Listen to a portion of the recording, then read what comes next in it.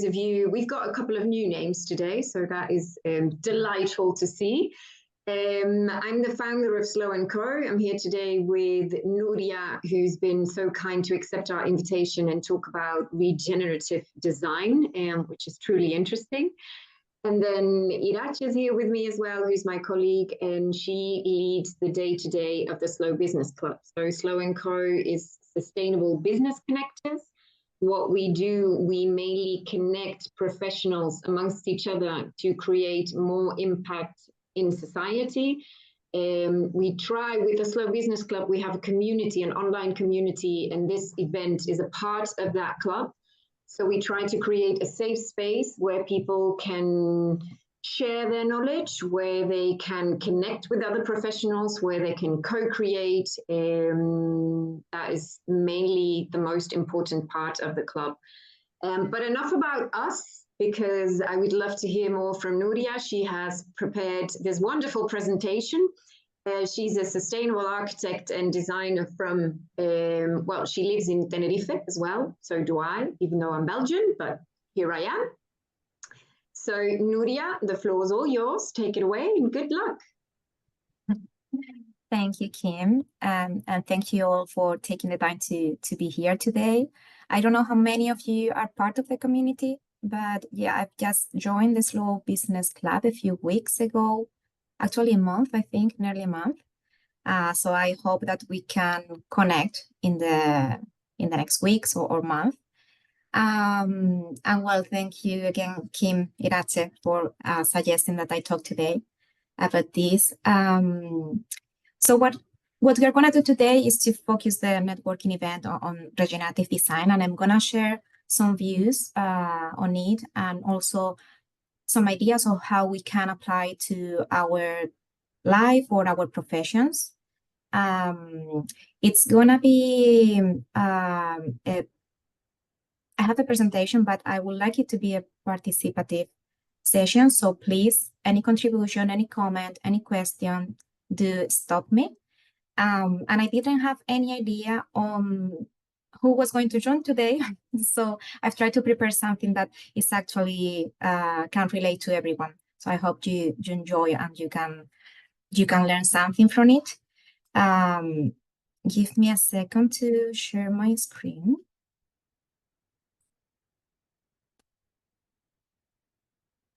All right, so you should be seeing now a yes, blank slide. Okay, give me a sec. Listen. Now, yeah.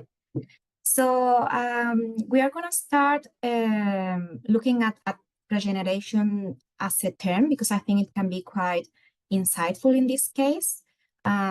Regenerative design as a concept might seem a bit intriguing, a bit confusing. You maybe don't really know what it is, but if we think about regenerate or regeneration, if we see this verb, what does it come to your mind? Is there any other word, any synonym, any concept that you can think about when you see regenerate? Any idea? Well, I think that is, you know, when something is dead somehow or destroyed, to regenerate, to recreate again. Yeah, recreate, regenerate. Yeah, so I take that word, recreate. And if there is any other that you want to contribute with, any other suggestion, any other word? Okay, let's keep going, because we're going to look now at the dictionary definition. And it's quite curious, or maybe not that much, and you'll see why after we have this chat today. It directly connected with nature, with living organisms. It says, grow after loss or damage. And Gabriela, I think that's what you mentioned before. So it recognized there have been a degradation, a deterioration. And then on the second entry, it's mentioned bring new and pay attention to this part, more vigorous life to an area, an industry, an institution, in the end, any type of system. And I say pay attention to this. I put some emphasis on that because regeneration always assumes that we are adding what we are promoting an additional value for the system that we are regenerating. There are also some synonyms here, some questions that you might have seen, think about before, like revive, renew, restore, revitalize. So now as a concept, what is regenerative design? Regenerative design is an approach, actually, where human systems are designed in a way that can coexist and also can co-evolve with natural systems over the time. So instead of us keeping with the status quo, that is, I think, by itself degenerative, the idea is that regeneration contributes with a net positive impact, both socially and environmentally.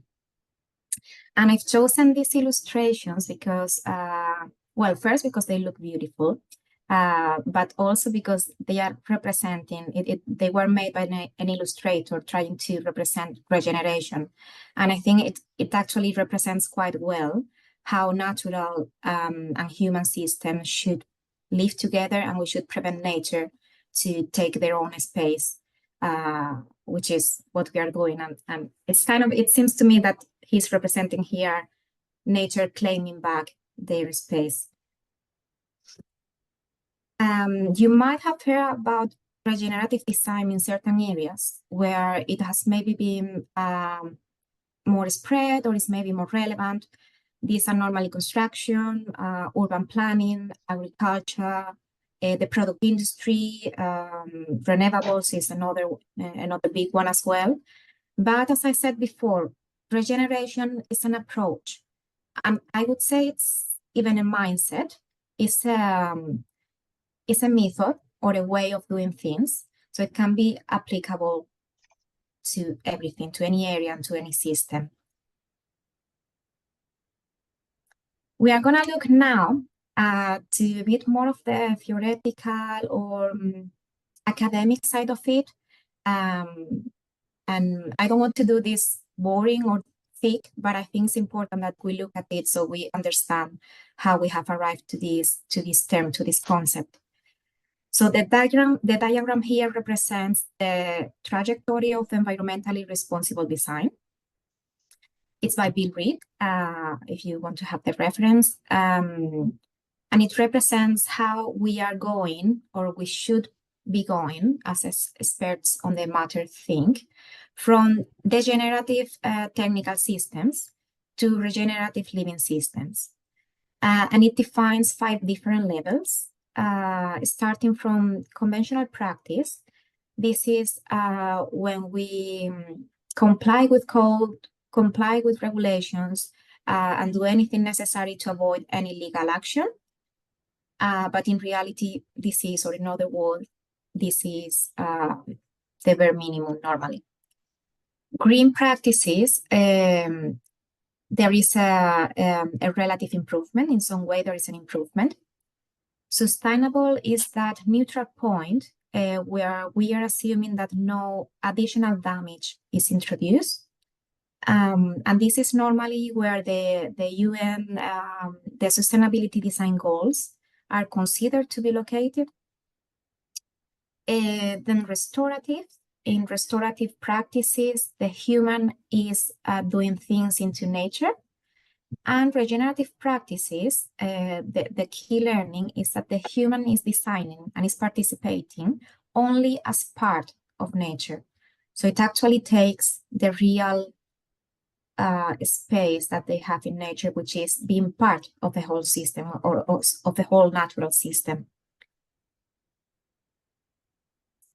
Although it can be applied to many areas, there are some principles, okay, that are characteristic of regeneration. These are some of them. I don't think we have time to go in too much detail through each of them, but as an overview, I would like to mention some, starting with interconnection. So regeneration recognizes the interrelation of the different parts of a system and how it can impact, a decision can impact on each of the parts. For example, if it considers if there can be unintended consequences that affect to the whole system, that different parts. A positive feedback, it constantly requires feedback to reinforce and make make it stronger, the system. Resilience and adaptability, which I tend to be honest, to put together because it seems quite similar to me. But resilience is one of the key terms. It's very closely related with regeneration. We are assuming that any regenerative system is able to recover and adapt after disruption and changes. So that's why it's when we say regeneration, it's intrinsic, that is resilient. Diversity, regeneration recognizes that diversity makes us more stable and that it increases the response capacity that we have. Also, nutrient cycling. It's basically also a circular system. The systems try to mimic the natural nutrients cycle in nature. And finally, community participation. So both the community and any other involved stakeholder is considered as part of creating the solutions, knowing that the local knowledge, the local expertise is only there, and also trying to promote the concept of shared responsibility between all the people in the community. So this is in summary and as an overview, the main principles.